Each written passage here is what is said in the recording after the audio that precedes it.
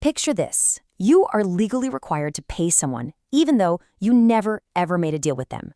Sounds a little crazy, right? Well, today, we're diving into the fascinating legal world of quasi-contracts, where the law literally steps in to make things fair, even when no one ever signed on the dotted line. I mean, it's a strange thought, isn't it? How can you possibly be legally tied to someone without an agreement? But that's the exact problem that quasi-contracts are designed to solve. They're basically the law's way of hitting the brakes and saying, nope, you don't get to be unfairly enriched just because there wasn't a formal contract. Okay, so let's break this down. A quasi-contract is not a real contract. The word quasi is just a fancy way of saying as if. So the law acts as if there was a contract, all in the name of justice. It's a remedy, a tool the courts use to fix an unfair situation. It's not about two people agreeing, it's about the law imposing fairness. All right, so here's our game plan. First, we'll get to the heart of the matter, the principle of unjust enrichment. Then we'll walk through 5 specific real-world scenarios from the Indian Contract Act. After that, we'll put regular contracts and quasi-contracts side by side to really see the difference. And finally, we'll wrap up with why this whole concept is just so important. So what is the one big idea that drives all of this? Well, it all boils down to a really powerful concept: preventing what the law calls unjust enrichment. This is the moral and legal bedrock for every single quasi-contract out there.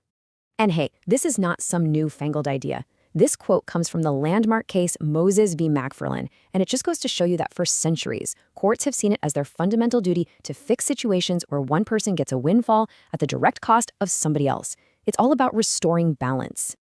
This whole principle is captured perfectly in this old Latin maxim, nemo debet locupletari ex aliena jactura. It's a bit of a mouthful, but what it means is simple and powerful. No one should get rich at someone else's expense. It's this core idea that says you just can't keep a benefit you didn't earn if it costs someone else to lose out. So from a court to step in and say, okay, this is a quasi-contract situation, they're looking for 3 key things. First, was there a benefit? Did someone get something of value, like money, goods, or service? Second, was that benefit directly at the expense of another person? And third, and this is the big one, would it be fundamentally unfair, just plain wrong, to let them keep it without paying? If you can check all 3 of those boxes, the law is going to intervene. So how does this actually play out in real life? Well, in India, this isn't just some abstract legal theory. It's spelled out clearly in the law. Sections 68 through 72 of the Indian Contract Act give us 5 distinct situations where the law creates this kind of obligation. So let's get into them. First up, we have Section 68. This one is all about providing necessitaries, and we're talking about the absolute essentials here, like food, housing, or medical care, to someone who legally can't make a contract. Think of a minor or someone who is mentally incapacitated. The law makes sure the person who provided those essentials gets paid. Here's the perfect example. An unconscious person is in an accident and gets rushed to the ER. They obviously can't consent to treatment, but the doctor performs life-saving surgery anyway.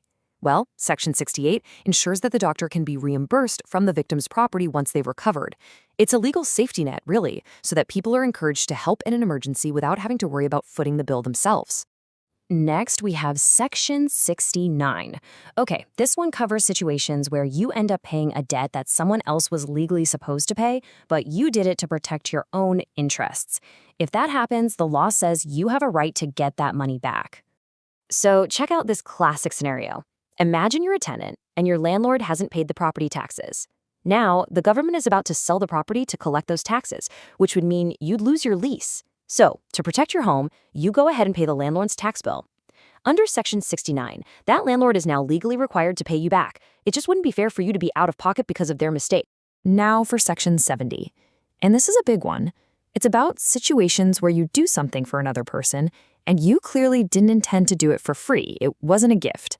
If that other person accepts and enjoys the benefit of what you did, well, then they have to pay for it. Here's a super simple way to think about it. A courier accidentally drops the package on your doorstep. You know it's not for you, but you open it up and start using what's inside. You've just enjoyed the benefit of those goods. You can't turn around and say, well, their mistake. Section 70 makes it clear you're now obligated to pay for them. And get this principle is so powerful it even applies to the government. In the huge case of State of West Bengal v. B.K. Mondal, a contractor built something for the state, but the paperwork for the contract was faulty. Still, the state accepted the construction and started using it. The Supreme Court said, no way, you can't just get a free building because of a technicality. The state was bound by Section 70 and had to pay for the benefit it received. It proves that nobody gets to be unjustly enriched. All right, next is Section 71. This is all about what happens when you find something someone else has lost. The law says if you find lost goods, you have a certain responsibility. You become what's called a bailee, which is just a fancy legal term for someone who is temporarily holding on to someone else's property. Your job is to take care of it and try to find the real owner. But it's not all just responsibility. The law gives you some rights, too. You can actually hang on to the item until the owner pays you back for any trouble or expense you went to. If they'd offered a reward, you can sue to get it. And in some specific cases, like if the goods are about to spoil, you might even have the right to sell them. And finally, we've got Section 72.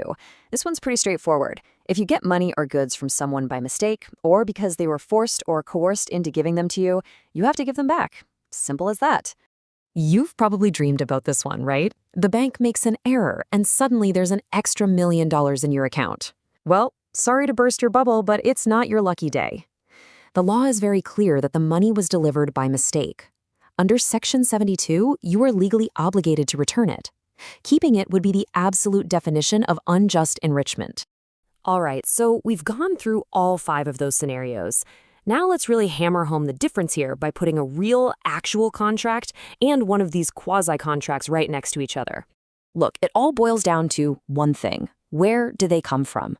A true contract is born from agreement. It's an offer, an acceptance, a meeting of the minds between people. A quasi-contract, on the other hand, is imposed on the situation by a court. There's no agreement at all. You could say a contract is created by the will of the parties, while a quasi-contract is created by the will of the law to make things right. So, after all of that, what's the big picture here? What's the main takeaway? Why does this whole legal idea, one that works without a deal, actually matter so much? Think of quasi-contracts as the law's ultimate safety net. They run on the feel of justice, equity, and just plain good conscience. They're what protect the doctor who saves an unconscious patient, the tenant who saves their home from being sold, and the business owner whose goods are used by mistake. At the end of the day, they're an incredibly powerful tool to make sure that no one profits from someone else's loss when it's just not fair. And all of this really leaves us with a big, forward-looking question. In our world today, with digital transactions, gig economies, and even AI, where else might we need this principle? Where else does the law need to step in to create fairness, even when there's no contract to be found? It's a question that shows just how relevant this old legal concept still is. Thanks for joining us.